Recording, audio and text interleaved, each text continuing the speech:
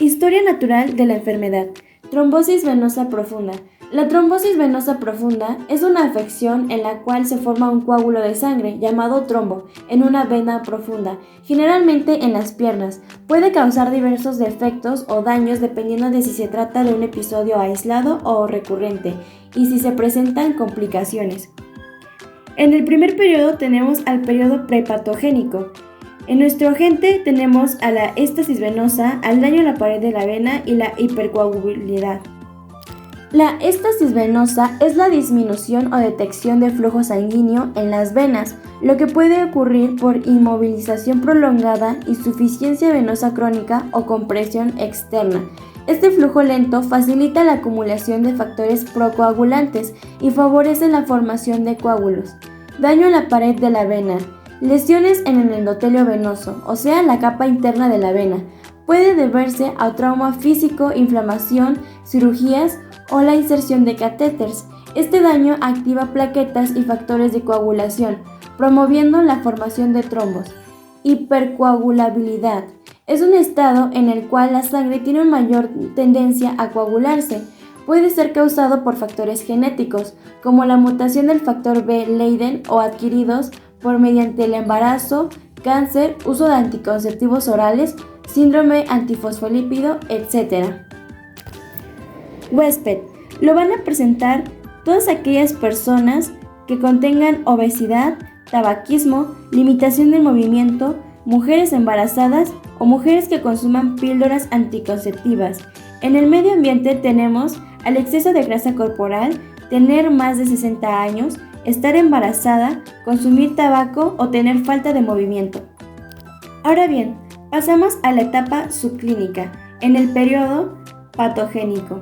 Nuestra primera sección es el periodo prodrómico, en el cual va a tardar días o semanas dependiendo del paciente y se va a presentar principalmente por la sensación de pesadez o cansancio en las piernas, así como una ligera hinchazón en la zona del tobillo.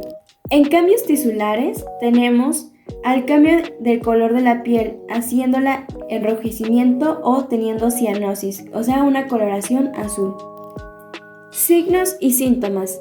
En síntomas tenemos dolor en la extremidad afectada, generalmente se describe como un dolor sordo o sensación calambre, a menudo se agrava con la presión o el movimiento de la extremidad. Hinchazón. Edema, habitualmente unilateral, afecta a la pierna o brazo donde esté presente el trombo, puede ser más evidente en el tobillo o en la pantorrilla. Sensación de pesadez, en la extremidad afectada, especialmente después de periodos prolongados de estar de pie o sentados. Calor en la zona afectada, puede sentirse más cálido al tacto en comparación con otras partes del cuerpo. Cambio de coloración, enrojecimiento o coloración azulada de la piel, refiriéndose a la cianosis. En signos clínicos tenemos al signo de Homans, que es el dolor en la pantorrilla al realizar dorsiflexión pasiva del pie. Después tenemos a la induración de la vena. En algunos casos, la vena afectada puede palparse como un cordón endurecido, incremento de la circunferencia de la extremidad. Este se mide en comparación con la extremidad contralateral para identificar diferencias significativas. Edema asimétrico. En este vamos a diferenciar un notable tamaño de las extremidades inferiores, especialmente si el trombo es extenso. En caso de complicaciones asociadas a los signos adicionales, podemos tener también lo que es una fiebre leve, que puede estar acompañada de la inflamación local en algunos casos y la dificultad respiratoria súbita. En este caso, el trombo se desprende y causa una embolia pulmonar. En defecto o daño vamos a tener la obstrucción venosa crónica, provocando varices e hinchazón persistente acompañado de úlceras venosas. Seguimos en el estado crónico. En el estado crónico, estas afecciones van a surgir después de como consecuencia de la trombosis venosa profunda. En estas vamos a tener al síndrome postrombótico, a la embolia pulmonar, al deterioro del flujo venoso y a un daño vascular. En el síndrome postrombótico, SPT, el síndrome va a ser una complicación crónica que ocurre después de un episodio de trombosis venosa profunda. Esta se va a caracterizar por síntomas persistentes que incluyen dolor, hinchazón, cambios en la piel, como la pigmentación y en casos graves úlceras en la piel.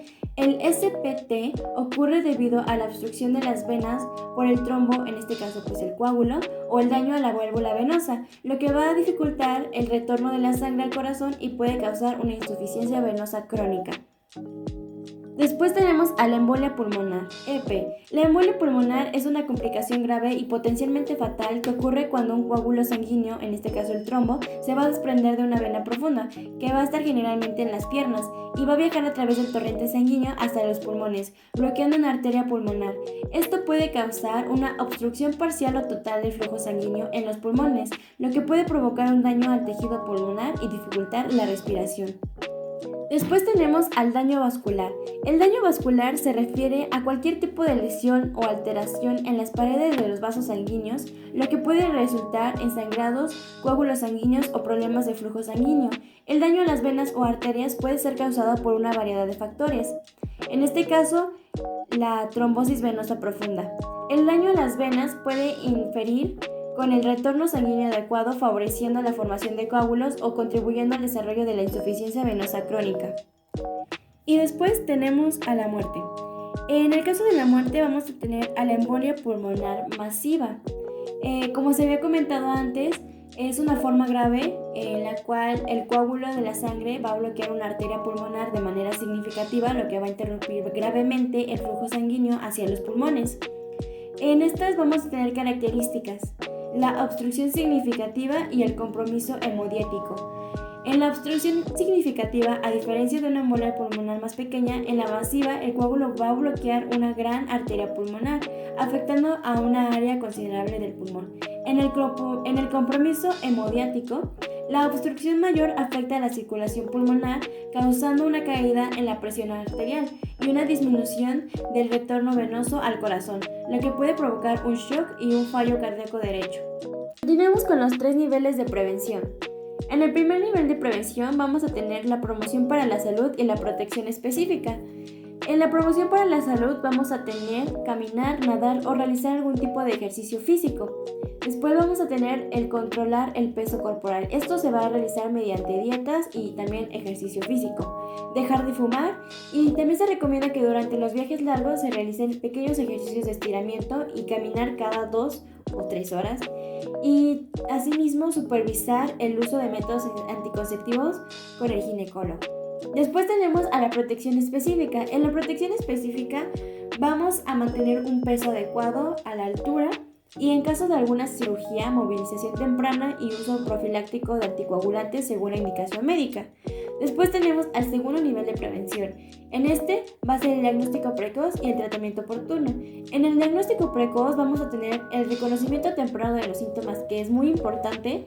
Después el puntaje de Wells, el diámetro D y una ecografía Doppler venosa. En el tratamiento oportuno vamos a tener una anticoagulación con la HMBP, la warfarina o acenocumarol y la DOX. Durante la primera trombosis venosa profunda de causa irreversible, su duración del tratamiento va a ser de 3 a 6 meses y en el caso de que sea irreversible, el tratamiento es indefinido. Después tenemos el uso de la terapia trombólica con fármacos como la alteplasa y la uroquinasa, y también la colocación de un filtro de vena cava inferior. En el tercer nivel de prevención tenemos a la limitación del daño y a la rehabilitación. En la limitación del daño vamos a tener que desde los primeros síntomas el paciente debe acudir a una consulta médica y en caso de que este se llegue a complicar, tratarse en un hospital. Estando en el hospital, se deberá usar un control de daño vascular para mejorar el flujo venoso que reducirá el riesgo de un síndrome postrombótico. En caso de una extracción directa, se deberá realizar una trombectomía quirúrgica. En caso de una colocación de un dispositivo, se deberá realizar un implante de vena cava inferior. Y en caso de una inserción de un catéter, se deberá realizar una trombólisis dirigida por catéter. Finalmente, para la creación de un desvío, para restablecer el flujo, se deberá realizar un bypass venoso, aunque la mayoría de los pacientes van a requerir después anticoagulantes para prevenir trombosis venosa profundas recurrentes. Finalmente tenemos a la rehabilitación. Esta se va a dividir en 3 fases, en la fase aguda, subaguda y en la fase crónica. En la primera fase, que es la fase aguda, van a ser las primeras semanas y en esta se va a recomendar un reposo controlado que en realidad debe ser en su totalidad, un reposo en totalidad. Después vamos a tener medidas de compresión graduadas y estas van a usarlas durante el día, especialmente al estar de pie o caminando.